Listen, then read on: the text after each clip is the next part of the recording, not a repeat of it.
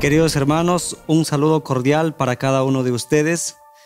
Estamos aquí para continuar con el estudio de este importante curso bíblico, el último llamado de misericordia. Nos toca estudiar el tema número 15 que lleva como título Adoración a la imagen de la bestia. La pregunta número 1 dice, bíblicamente, ¿qué es una imagen? Tenemos dos textos bíblicos de referencia en Génesis capítulo 1 versículo 26 y Hebreos capítulo 1 versículo 3. Dice así la palabra del Señor en Génesis 1:26. Entonces dijo Dios, hagamos al hombre a nuestra imagen conforme a nuestra semejanza. Acá podemos ver nosotros el momento cuando Dios planificó crear al hombre. Dijo tanto al Hijo como al Espíritu Santo, hagamos al hombre conforme a nuestra imagen, conforme a nuestra semejanza. En este sentido, bíblicamente una imagen es algo o alguien que lleva la semejanza o rasgos característicos de la realidad. En el contexto de la creación, el hombre tenía que llevar los rasgos característicos de nuestro Padre Celestial, es decir, tanto en el aspecto espiritual, moral y físico. Ahora ya entendemos nosotros qué es una imagen, es una réplica, que es casi como la realidad, pero que no es lo mismo. Bien, la pregunta número 2 dice, ¿quién es la imagen de la bestia? Lo que nosotros estamos estudiando en este curso bíblico, en este tema especialmente, es respecto de la bestia. Nosotros ya hemos visto en el tema número 14, ¿quién es la bestia? Entonces, al conocer ya quién es la bestia por sus rasgos característicos que hemos estudiado, sabemos muy bien que la bestia es el papado. Entonces nosotros tenemos que identificar ahora quién es la imagen de la bestia, es decir, quién es aquella institución, organización que sigue los rasgos característicos de la bestia o del papado. Vamos a ver Apocalipsis capítulo 13, versículo 15. Y dice de la siguiente manera, y engaña a los moradores de la tierra con las señales que se le ha permitido hacer en presencia de la bestia, es decir, a la imagen de la bestia, mandando a los moradores de la tierra que le hagan una imagen a la bestia que tiene la herida de espada y vivió. Es más, también dice el texto bíblico, y se le permitió infundir aliento a la imagen de la bestia para que la imagen hablase e hiciese matar a todo aquel que no la adorase. Entonces, nosotros tenemos que estudiar claramente los rasgos característicos de la bestia para poder entender qué es la imagen de la bestia. Si tenemos ya la identificación de la bestia, que es el papado, entonces tenemos que estudiar sus rasgos característicos cuando la bestia surgió en la historia. A partir del año 538 de nuestra era, ya la iglesia apostató de su fe y empezó a hacer alianza con el poder político. Entonces la bestia en este sentido es una institución pues, que tiene la combinación de la parte religiosa y de la parte política. ¿Para qué utilizó la bestia el poder político a partir del año 538, es decir, el papado? Para poder imponer sus dogmas, sus creencias, su fe a la sociedad, a la humanidad entera. Y toda aquella persona que se oponía a sus tradiciones, a sus imposiciones, era declarado como hereje y en consecuencias era digno de muerte. Pero a través de que la Iglesia Católica aplicaba la muerte, aplicaba la pena de muerte a aquellas personas que no le querían obedecer a través del poder político. Es decir, el poder político era la parte fuerte de la Iglesia Católica para poder perseguir a aquellos que no le obedecían. Entonces, la imagen de la bestia tiene esos mismos rasgos característicos. ¿Qué es la imagen de la bestia? Tiene que ser una institución que sigue los pasos de la Iglesia Católica. Entonces, la respuesta para esta pregunta sería, para la pregunta ¿quién es la imagen de la bestia? Justamente la respuesta sería la unión del poder religioso, por una parte, y por la otra parte, con el poder civil. La unión del poder religioso con el poder civil. ¿Con qué propósito se une esto? Para imponer sus creencias, sus dogmas, su fe a la sociedad. Y cuando la sociedad que estudia la verdad de Dios no quiera aceptar estas normas o dicha fe, entonces va a ser también perseguida. Eso es lo que va a suceder en estos últimos tiempos. Y por eso dice la palabra del Señor, se le permitió infundir aliento. Cuando hablamos de infundir aliento, estamos hablando de una fuerza, de un poder que obtiene la imagen para que pues hiciese matar. O sea, la imagen por sí misma no va a matar, sino que hace matar. ¿A través de qué?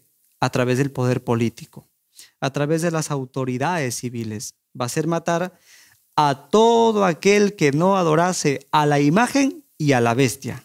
Es decir, a todo aquel que no acepta la imposición de la Iglesia Católica va a ser perseguido bajo pena de muerte. Porque ahí dice claramente que va a ser matar a todo aquel que no la adorase. Vamos a continuar con la tercera pregunta. Ya hemos visto quién es la imagen de la bestia. También hemos visto qué es una imagen. Ahora vamos a ver a quién representa la imagen de la bestia. ¿A quién representa? Bien, vamos a estudiar los textos bíblicos también que se encuentran en Apocalipsis capítulo 2, versículo 14 y también el versículo 20. Ahí nosotros vamos a encontrar donde dice, pero tengo unas pocas cosas contra ti, que tienes ahí a los moradores de la doctrina de Balaam. Balaam era un personaje que en primera instancia era seguidor de Dios, que profetizaba bien, pero que al pasar el tiempo, este profeta se dejó llevar por el amor al dinero, la codicia de las ganancias deshonestas, y empezó a recibir sobornos con tal de profetizar cosas en contra del pueblo de Dios. Entonces, aquí podemos ver nosotros a Balaam, que le enseñó a Balac una estrategia muy importante para que haga caer al pueblo de Israel, porque el pueblo de Israel estaba a punto de conquistar Canaán y pues Balac, que era parte de Canaán, no quería que el pueblo de Israel lo conquistaran a él, así que le dijo a Balaam, dime qué es lo que puedo hacer con este pueblo. Y Balaam le dijo, hay dos formas de que tú puedas hacer con el pueblo de Israel. Una es que pues prepares una fiesta, en esa fiesta nosotros los vamos a invitar. Tú los vas a invitar a los más fuertes del pueblo de Israel y aparte de ello, en esa fiesta tú vas a traer muchas mujeres y los vas a embriagar, porque los jóvenes de Israel van a caer en la trampa, tú los vas a embriagar, los vas a hacer cometer fornicación con las hijas de tu pueblo para que adoren a tus imágenes y a tus estatuas. Esa es la doctrina de Balaam, por la cual está representada la imagen de la bestia en este último tiempo. Dos características principales, la fornicación y la idolatría. Y no solamente por Balaam está representado, sino también, dice el versículo 20, pero tengo unas pocas cosas contra ti, que toleras a esa mujer Jezabel. Jezabel y Balaam son dos personajes representativos para la imagen de la bestia del último tiempo. Jezabel fue la esposa del rey Acab, que por cierto no era israelita, ella era pagana, y cuando llegó a ser Acab el rey, ella instituyó dentro del pueblo de Israel una adoración a sus imágenes, a sus dioses, a los dioses de Astarte, a los dioses de Baal.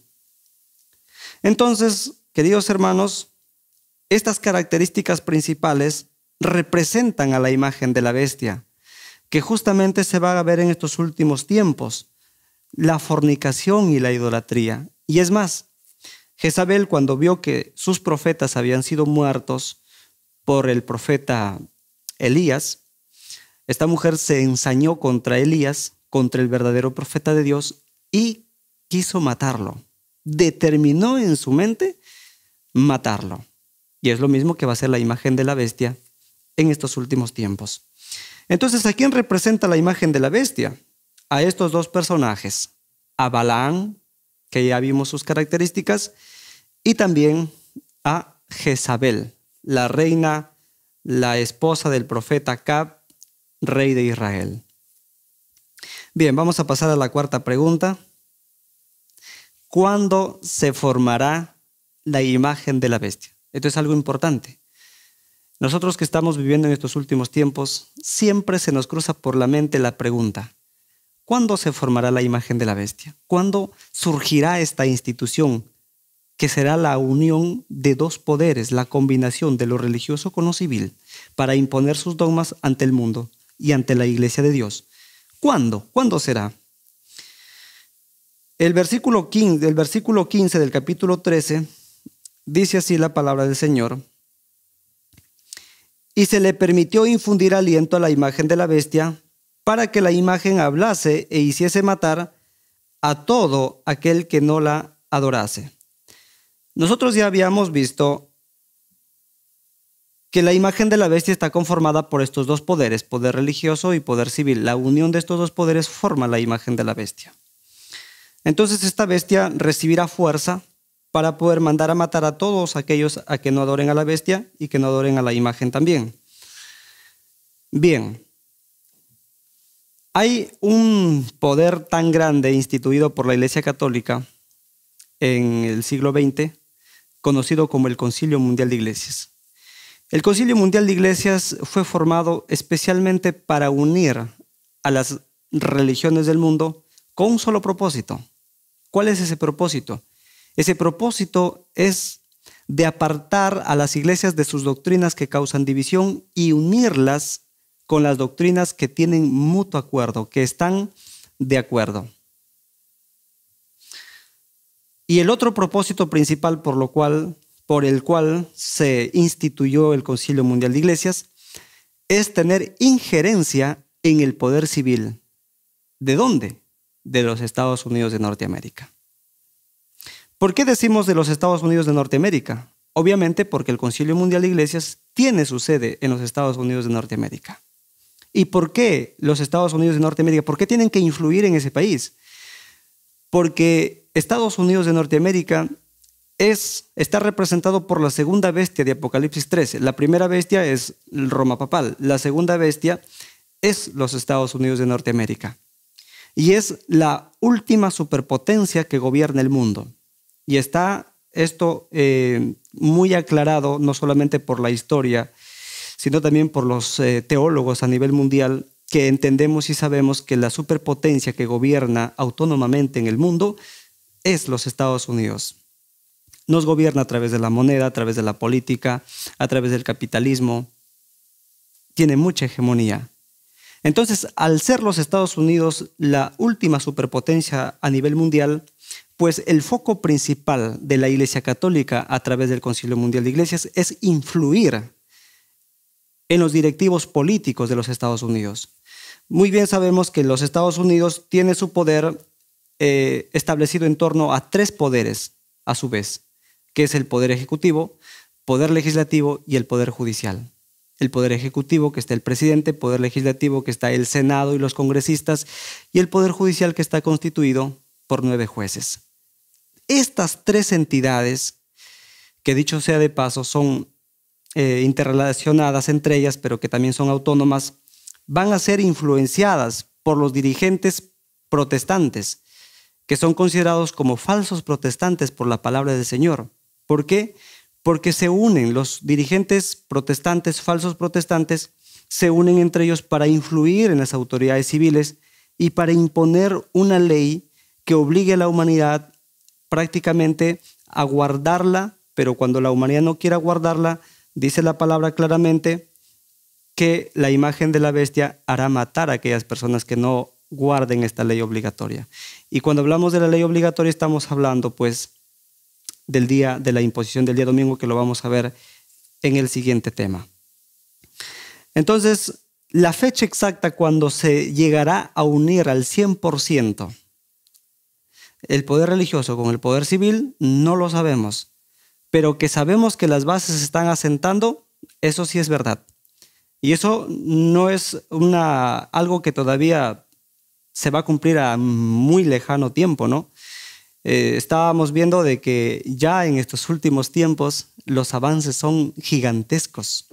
Está avanzando muchísimo y Eventos de los Últimos Días dice que la imagen de la bestia, el movimiento dominical liderado por el Concilio Mundial de Iglesias y a su vez por el papado, por los jesuitas, está avanzando en la oscuridad.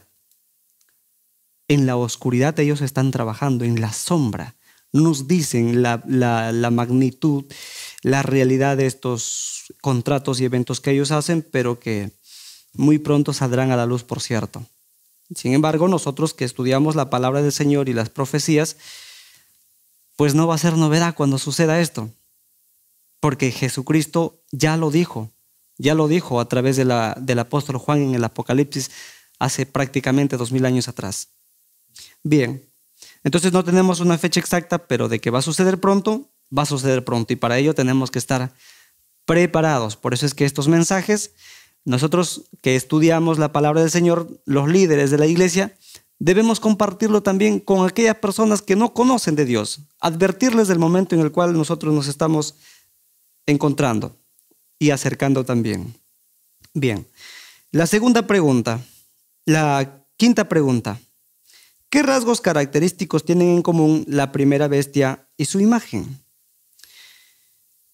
Los versículos 14 y 17 del capítulo 13 de Apocalipsis y también Daniel 7:25 encontramos una característica principal que tienen en común.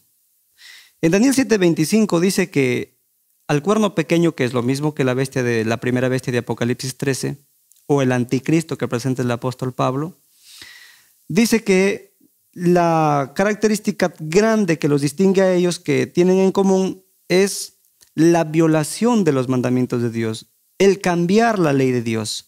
Por eso Daniel 7:25 dice que la ley de Dios y los tiempos le fueron entregados en su mano por tiempos y la mitad de un tiempo. Y es más, y pensará en cambiar la ley. El cuerno pequeño, que es el papado, la bestia, que es lo mismo que el papado. Pensará, cuando hablamos de pensar, no estamos hablando en que intentará cambiar la ley de Dios. En la Edad Media, literalmente, la Iglesia Católica cambió la ley de Dios en la mente de la humanidad. Del decálogo divino que está en el cielo no lo cambió, pero constituyó su propio catecismo donde sí cambió la ley de Dios.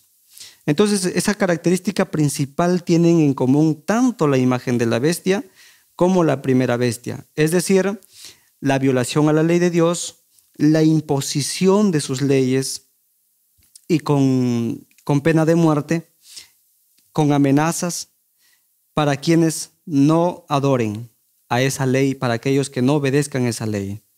Sus doctrinas y tradiciones que también son puestas como ley y que tienen que obedecerse sí o sí. Entonces, esas son las características que tienen en común tanto la bestia como la imagen de la bestia. Ahora, sobre esa gama de características que tienen en común, hay dos características principales, determinantes. Y esas características, pues las encontramos en Génesis, capítulo 3, versículo 4 y Ezequiel 8:16. En Génesis dice la palabra del Señor: entonces la serpiente le dijo a la mujer, no moriréis. Esa fue la voz que escuchó la mujer de la serpiente, pero no era la serpiente la que hablaba. ¿Quién era? Era Satanás. No moriréis, que se configura dentro de los términos la inmortalidad del alma. Claro, porque cuando yo muero no muero. Esa es la lógica de la bestia y de la imagen de la bestia, que cuando muero sigo consciente, entonces ya no es muerte. Contradice completamente a lo que dice la Biblia en Ezequiel. Los que mueren no saben nada, no tienen conciencia. Y la segunda característica principal, la segunda doctrina principal que tienen en común, por sobre todas otras características, está en Ezequiel capítulo 8, versículo 16, donde dice la palabra de Dios: y me llevó al atrio de adentro de la casa de Jehová, y aquí, junto a la entrada del templo de Jehová, entre la entrada y el altar, como 25 varones, sus espaldas vueltas al templo de Jehová y sus rostros hacia el oriente, y adoraban al sol, postrándose hacia el oriente. Cuando nosotros analizamos el tema del santuario, el altar, el lugar santísimo, estaba en contraposición del oriente. Por eso es que cuando los sacerdotes entraban a adorar al santuario, le daban la espalda al sol, mirando a la Santa Shekinah, donde Dios manifestaba su presencia. Pero en esta oportunidad vemos que en el templo las personas más bien le daban la espalda a la Santa Shekinah, al arca del pacto, y sus rostros hacia el oriente, adorando al sol. Y justamente la adoración del sol tiene mucha relación con la imposición del domingo, porque el día domingo fue instituido por los babilónicos en relación a la adoración al sol, porque el sol era la luminaria más grande para ellos. Entonces dijeron, tenemos que elegir un día para adorar al sol porque es nuestra mayor lumbrera, nuestro mayor Dios. ¿Y qué día le vamos a elegir? Bien, vamos a elegir el primer día de la semana. Y ese primer día de la semana que lo eligieron es el domingo. Y lo mismo hace la bestia de Apocalipsis 13, que es Roma, y lo mismo hace la imagen de la bestia, que es los Estados Unidos, juntamente con el poder religioso. Mandar adorar al sol a la humanidad a través de la ley dominical, a través de la observancia del día domingo, porque el día domingo está íntimamente relacionado con la adoración al sol, porque eso nos enseña la historia que nos muestra la palabra del Señor.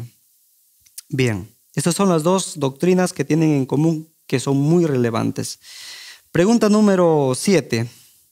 ¿Qué harán las iglesias y protestantes apóstatas para formar la imagen de la bestia? Encontramos un incidente político, religioso aquí en Lucas capítulo 23, versículo 12. Y se hicieron amigos Pilato y Herodes aquel día, porque antes estaban enemistados entre sí. Cuando se trató de un enemigo común, que era nuestro Señor Jesucristo, porque ni Herodes ni Pilato lo querían, entonces Herodes le visitó a Pilato, que estaba en Jerusalén, y en ese día ambos se hicieron amigos con el fin de matarlo a nuestro Señor Jesucristo. Ahora, segunda de Pedro 3:16 también dice, casi en todas las epístolas, hablando entre ellas de estas cosas, entre las cuales hay algunas difíciles de entender, las cuales los indoctos e inconstantes tuercen, como también las otras escrituras, para su propia perdición. Entonces, ¿qué nos quiere dar a entender la palabra del Señor en relación a esta pregunta? ¿Qué harán las iglesias apóstatas, los protestantes falsos, para formar una imagen de la bestia? Se unirán de mutuo acuerdo, tanto políticos de los Estados Unidos como religiosos falsos, apóstatas, falsos protestantes, se unirán para poder acabar con el enemigo común. Y el enemigo común será aquel residuo, será aquella iglesia que se mantenga en pie en estos últimos tiempos, cuando ellos declaren nula la ley de Dios. Por eso dice Apocalipsis 14:12, aquí está la paciencia de los santos, los que guardan los mandamientos de Dios y tienen la fe de Jesús. A ese pueblo querrán perseguirlos y obligarlos, tanto la bestia como la imagen de la bestia. La pregunta número 8 dice, ¿qué será la imagen de la bestia para los fieles? Apocalipsis 14:12, el texto que les hemos referido, dice, aquí está la paciencia de los santos, los que guardan los mandamientos de Dios y la fe de Jesús.